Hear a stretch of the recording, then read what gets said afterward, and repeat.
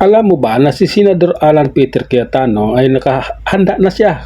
Kung ano man ang mangyari sa kanya, tanggap na daw nila. Sabi sa kanyang post, kung ako may kakasuhan nila o ikukulong, sana naman po walang pagpatay.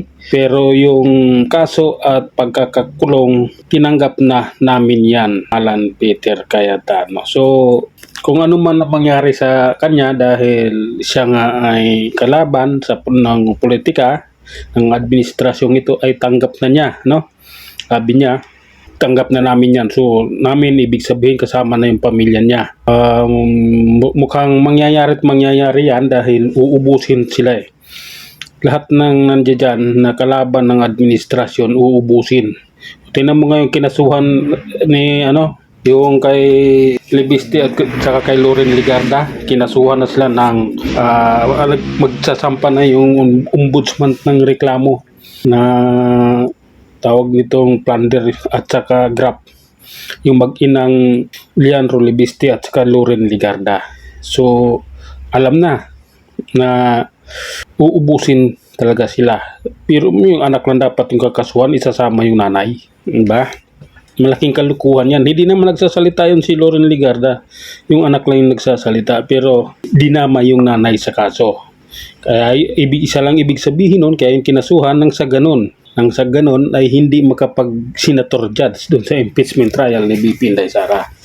Yun lang yun, napakasimple lang. Ang daming pasikot-sikot, ang daming idadamay tao, pero isa lang ang kababagsakan, yung impeachment trial ni BP Inday Sara. Yun lang yun. Yun yung katotohanan. At itong taon to, tinanggap na niya kung ano mangyayari sa kanya. Si Senador Bato at si Senador Bongo ay nagtatago na.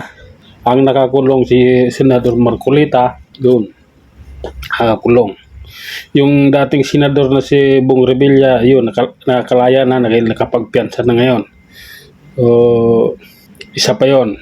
Pero hindi naman senador yun ito, kakampi ito ng impeachment, kaya sa tingin nila ay hadlang or sagabal sa kanilang layunin, kaya kailangan maipakulong ng sa ganon ay hindi makabuto or hindi makapag-senator judge dyan sa impeachment trial ni BP Inday Sara. Yun lang yun ang ibig sabihin nun. Wala nang pasikot-sikot pa eh.